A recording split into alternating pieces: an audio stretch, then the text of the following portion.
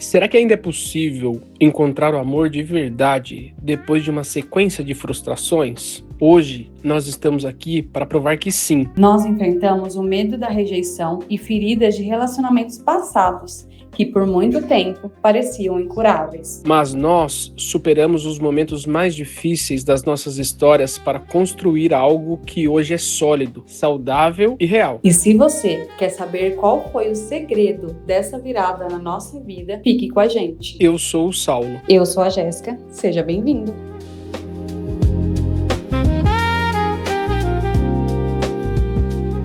Por muito tempo, nós enfrentamos dificuldades e tivemos dores emocionais que quase nos fizeram desistir do amor. Hoje, nós vivemos um relacionamento saudável, mas nem sempre foi assim. Em toda a minha vida, eu sempre acreditei no amor. Sempre quis ter um relacionamento igual aqueles de cinema. Só que muitas vezes eu me frustrei. Entrei em relacionamentos de pessoas que não estavam tão dispostas a lutar por relacionamento quanto eu. Me fiz caber em relacionamentos que não eram do meu tamanho. Vivi frustrações, dores, feridas. Vivi no último relacionamento uma história onde a pessoa não me aceitava do jeito que eu era, não aceitava meu corpo, não aceitava o meu jeito de ser. E muitas vezes eu fingia ser uma pessoa que eu não era, porque eu tinha medo de perder, eu tinha medo da rejeição. E muitas vezes eu não era eu. Tudo isso que acontece conosco ao longo da trajetória, ao longo da nossa vida, ao longo dos anos, nos causa inseguranças. A insegurança é algo que nos faz perder a identidade. O medo passa a dominar as nossas ações. Nós não agimos mais por nós mesmos. O medo fala mais alto. Isso faz com que percamos a identidade. E por muitas vezes, estando em relacionamentos como eu estava, eu não tinha coragem de falar sobre os meus sentimentos. Eu não tinha coragem de falar sobre as minhas dores, porque eu tinha medo da pessoa ir embora. E muitas vezes eu achava que eu não era suficiente para ter um relacionamento de verdade. E aí eu abri a mão de mim. Eu comecei a ter crise de ansiedade, eu comecei a ter compulsão alimentar para tentar entrar no padrão de uma pessoa que não me amava, que não queria estar comigo por quem eu era. Queria viver um padrão que não era o padrão real, que não era a verdade sobre relacionamento. Porque a gente fica olhando nos filmes aquele tudo lindo, perfeito e acha que sempre vai ser assim. E não é, a realidade é outra. Um dos primeiros pontos que nós precisamos deixar claro para todos vocês: a pessoa ideal não existe. O relacionamento ideal não existe. O relacionamento perfeito não existe. Quando nós buscamos esse cenário ideal, esse conto de fadas, como a Jéssica diz, nós nos colocamos em situações que nos traumatizam. Então, tudo aquilo que eventualmente nós tínhamos de bom é deixado de lado, porque o ótimo é inimigo do bom. Nós precisamos aprender a dar valor àquilo que temos, a enfrentar as dificuldades com propósito, para que sim, dia após dia, situação após situação, dificuldade após dificuldade, a gente vá se aperfeiçoando. Aperfeiçoamento não é algo que se faz da noite para o dia, mas precisa todos os dias estar disposto. Senão, a sua dor emocional vai sempre falar mais alto. E muitas vezes eu também me pegava vivendo ciclos de relacionamentos iguais. Eu encontrava alguém, sempre fui muito intensa, então automaticamente eu me entregava e vivia ciclos de relacionamentos que quando eu me entregava, eu era abandonada. A pessoa ia embora e eu ficava lá sofrendo, chorando, depois eu tentava de novo e mais uma vez eu era abandonada de novo. E com o tempo eu fui percebendo que existiam muitas coisas que eu precisava mudar em mim, que eu precisava de fato enxergar quem eu era, para que consequentemente as pessoas me enxergassem dessa forma. Então me valorizar, me amar, me caber em lugares que eu realmente deveria estar e não aceitar qualquer coisa e não ficar mendigando amor, mendigando atenção, passando por situações constrangedoras, mas imaginando que eu deveria estar naquela relação, porque senão eu não conseguiria caber em nenhuma outra. Nós precisamos sempre fazer uma reflexão. O relacionamento que nós temos, ele existe com intencionalidade, com desejo e com disposição, ou é simplesmente uma fuga que nós encontramos para não estarmos sós? Uma carência, né? Carência. Muitas vezes a carência, o medo da solidão faz com que a gente aceite qualquer coisa, ou com que o outro passe a determinar como nós devemos agir. Uma coisa que nós precisamos preservar sempre, em qualquer área da vida, é a autenticidade. Não é a síndrome de Gabriela, como é dito, que eu nasci assim, eu cresci assim, vou morrer assim. Não é sobre isso. Mas aquilo que são os nossos valores, aquilo que são os nossos princípios, aquilo que é a nossa essência, não deve ser mudado. E aí sim, diante das dificuldades, diante dos desafios, o diálogo entre o casal vai moldando e entendendo o que juntos os dois chegam a um consenso. Não que um determina e o outro tem que ser exatamente aquilo que se espera. Não. Nós somos seres humanos. Nós somos pessoas emocionais. Não somos máquinas programáveis em que a gente determina um roteiro e o outro tem que seguir exatamente como queremos. E a diferença também é que a gente precisa estar disposto no nosso relacionamento para ceder, para conversar, mas sempre separando quais são os nossos valores e os nossos costumes, né? Eu acho que o valor é inegociável, mas tem costumes da nossa vida que precisa ser quebrado. E muitas vezes quando nós entramos em relacionamento, nós encontramos costumes de criação, de perfil da outra pessoa, e isso gera conflitos muito grandes. E eu enfrentei isso, e nós enfrentamos isso, de costumes da outra pessoa, mas que a pessoa não está disposta a mudar. No meu último relacionamento, inclusive, a pessoa era muito teimosa. Então eu falava, eu sou assim, eu vou continuar assim, eu não vou mudar. E não era valores da pessoa, era mania, era costumes chatos, feios, e a pessoa não estava disposta a mudar pelo nosso relacionamento. E não deu certo, e não daria certo. E é claro que nós temos que fazer o nosso possível, se dedicar, mas chega uma hora que a gente percebe que não faz sentido. Então acho que uma das primeiras coisas, e nós vamos falar mais sobre isso pra frente, mas acho que uma das primeiras coisas que nós temos que entender é quais são os nossos valores, quais são as coisas que nós não abrimos mãos em um relacionamento, e já falar sobre isso no começo do relacionamento.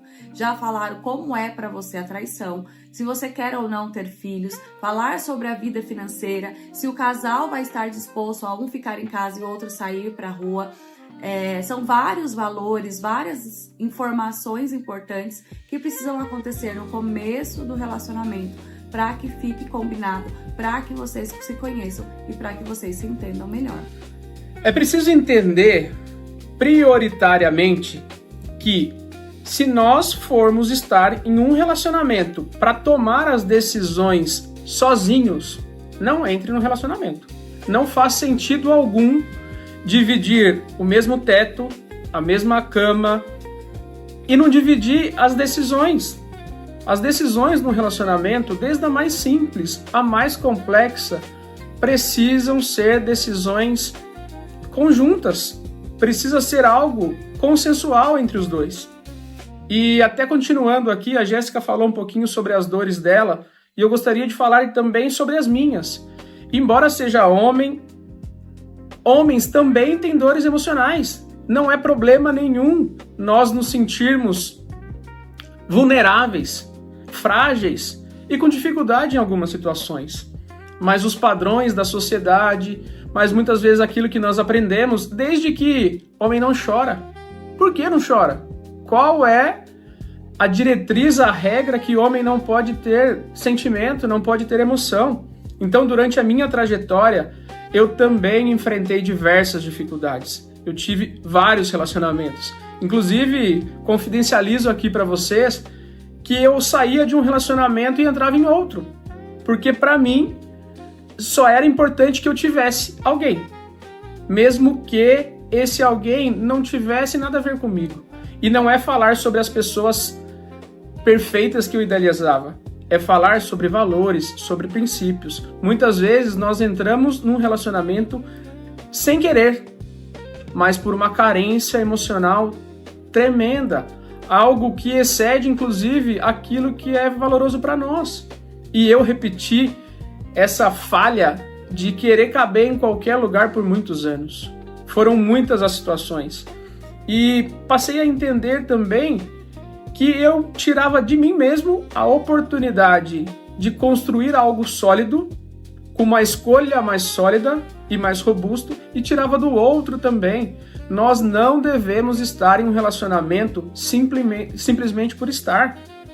A vida passa muito rápida. O tempo muitas vezes não volta. Muitas vezes não, né? Ele nunca volta. O tempo não volta. Então nós precisamos ser intencionais. Vocês vão ouvir nós falarmos muito essa palavra, intencional. E a nossa intenção tem que estar alinhada com propósito. Tem que estar alinhada com aquilo que a gente crê, com aquilo que a gente quer deixar de legado na vida. Nós não podemos chegar e passar por esse mundo como um coadjuvante que fica ali e tá tudo bem e tanto faz. Não tem que ser assim. E quem nós escolhemos e como escolhemos a pessoa para estar conosco tem que ser uma decisão muito assertiva.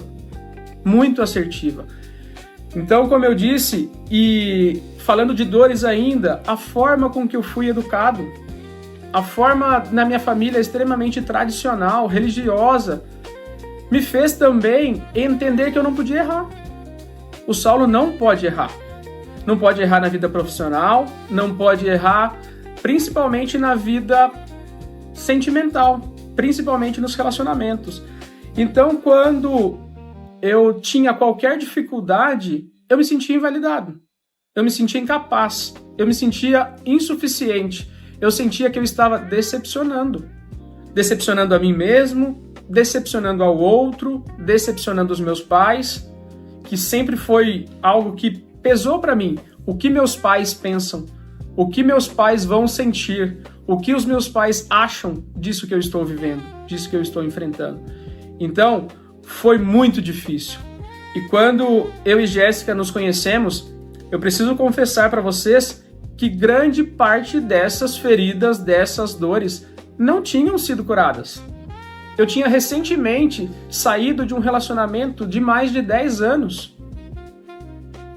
E aí eu cheguei no relacionamento com a Jéssica me sentindo extremamente incapaz, extremamente insuficiente. Mas, de novo, eu repeti o mesmo erro. Eu queria fazer caber em um lugar. O que mudou para que o relacionamento com a Jéssica desse certo foi os joelhos no chão. Porque o relacionamento com a Jéssica aconteceu após e através muita oração. Eu sempre fui muito religioso e é um princípio para mim, a espiritualidade, a nossa conexão com Deus. Então, diante das dificuldades, diante de um término de um relacionamento anterior, em que eu tinha, na minha visão inicial, deixado para trás algo que era para ser para sempre. Embora tenham acontecido as coisas que aconteceram, as dificuldades que nós passamos, ninguém entra num relacionamento para fingir que está tudo bem. A gente entra acreditando que vai dar certo. Mas só acreditar não basta. Nós precisamos acreditar e nós precisamos agir com intenção naquilo que nós acreditamos. Falando sobre como nós começamos o relacionamento, a Jéssica trazia consigo uma bagagem pesada desses traumas, de não ter se sentido validada, amada, respeitada. Essa questão da estética para a mulher excede tudo aquilo que é físico e invade uma área emocional que causa feridas, dores e traumas gigantescos. Sem contar o medo do abandono, né? Então, quando nós começamos a nos relacionar, sempre foi muito através de oração. Como eu já contei, né? Através do rosário da madrugada. Então, foi quando a gente começou de fato a conversar. E nós estávamos orando muito, cada um para encontrar a sua pessoa, ainda sem ter certeza se que éramos uma pessoa da outra, né? E eu, no começo, também tive muitos medos, muitos traumas, e muitas vezes eu olhava para atitudes do Saulo e falava, não é possível, daqui a pouco ele vai virar as costas e vai me abandonar mais uma vez. E aí, em todos os momentos que eu tinha medo, eu entendia que era sobre mim, não era sobre ele. Então, eu não jogava nele as minhas dores. Nós sentávamos e conversávamos. Então, às vezes, eu tinha situações em que eu era um pouco fria e que eu ficava um pouco indiferente, mas a gente sentava e conversava e eu falava, olha, eu tô assim por isso, porque eu tenho medo, porque aconteceu tal situação comigo, eu tenho medo de você ir embora. E a gente sempre foi muito transparente nessas dores, e ele também sempre falando das dores, das dificuldades. Então essa comunicação sempre foi muito boa, porque muitas vezes a gente entra num relacionamento que a gente tem medo, insegurança, e a gente não comenta com o parceiro. E a gente começa a ficar sendo frio, e automaticamente o outro começa sempre sendo frio também, e daqui a pouco vira uma bola de neve, e a gente só está ferido, tentando ser curados. Então foram períodos difíceis, não foram fáceis, que a gente teve que sentar muito, conversar, orar muito, entregar muito na mão de Deus. Eu sempre pedia para Deus, Deus, foi da sua vontade mesmo, mostra, dá um sinalzinho, direciona a gente pro que é que tem que ser feito, para que a gente também não fira, né, um ao outro, para que a gente... Somos duas pessoas boas que estamos lutando por um relacionamento.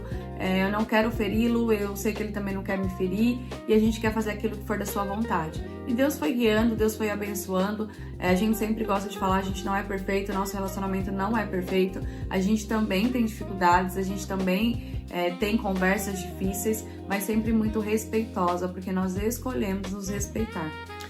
O nosso relacionamento, ele começou de uma forma muito desafiadora. Porque, imagine, duas pessoas extremamente dispostas, mas cheias de traumas. A Jéssica se sentindo invalidada pelas questões físicas e psicológicas que a afetaram. Eu me sentindo incapaz, insuficiente, invalidado, porque eu não atendi a expectativa dos meus pais, da sociedade, da religião que nós seguimos. Então eu não me sentia digno. O Saulo não pode ter um outro relacionamento. Ele não merece ter um outro relacionamento. Ele não merece. Exatamente, a Jéssica trouxe a palavra que transparece ou que reflete muito mais. Merecimento. Eu senti que eu não merecia mais ter um relacionamento saudável. Por quê? Porque eu tinha tido uma oportunidade e não tinha conseguido lidar. Não tinha conseguido suportar. E isso, pessoal, é algo extremamente traumatizante e bloqueador. A gente não consegue agir. Para que vocês saibam, uma confidencialidade tremenda. A Jéssica ficou mais de 1 ano para conhecer a minha família. Vocês imaginam o que é isso? Por quê? Porque eu fazia alguma coisa errada? Porque eu não conseguia apresentá-la para minha família, porque eu não me sentia capaz. Eu não me sentia merecedor de começar um novo relacionamento. E imagine o quanto de resiliência ela precisou ter para enfrentar isso. Mas uma coisa que nós sempre fizemos e sempre tivemos juntos: disposição. Nós acreditamos que tudo seria possível a partir do momento que nós nos dispuséssemos a fazer dar certo. E uma coisa que nós não abrimos mão de maneira alguma é os joelhinhos dobrados. A oração para nós é algo que alimenta a fé, que alimenta a espiritualidade e que alimenta a nossa alma. É isso. Esse é um pouco da nossa história, das nossas dores. E a gente queria deixar esse recadinho para vocês. Não somos perfeitos, não temos um relacionamento perfeito, mas a gente sempre tem a disposição de conversar, de amar. Nós entramos num relacionamento não só para ser feliz, mas para fazer o outro feliz. Então, a minha missão como namorada, noiva, esposa é fazer o Saulo cada vez mais feliz. E essa é a missão dele. Sempre com a disposição de fazer o melhor, colocando Deus no centro e principalmente entendendo que nós não temos uma guerra um contra o outro. Que ele não é o meu adversário, ele é o meu parceiro. Se você pensa que o seu parceiro, que a sua parceira é seu adversário, já está tudo muito errado. A gente precisa curar isso. Nós dizemos que no relacionamento, quando um ganha, os dois perdem. Não tem vitória. Quando um ganha, o outro não tem que se sentir feliz, o relacionamento perde. E para finalizar, esse é só o primeiro episódio de uma série de diversos episódios que nós vamos seguir. No próximo ponto nós vamos falar sobre como foi a virada, o porquê que tudo isso mudou, como tudo isso mudou e quando tudo isso mudou. Nós esperamos vocês para os próximos episódios.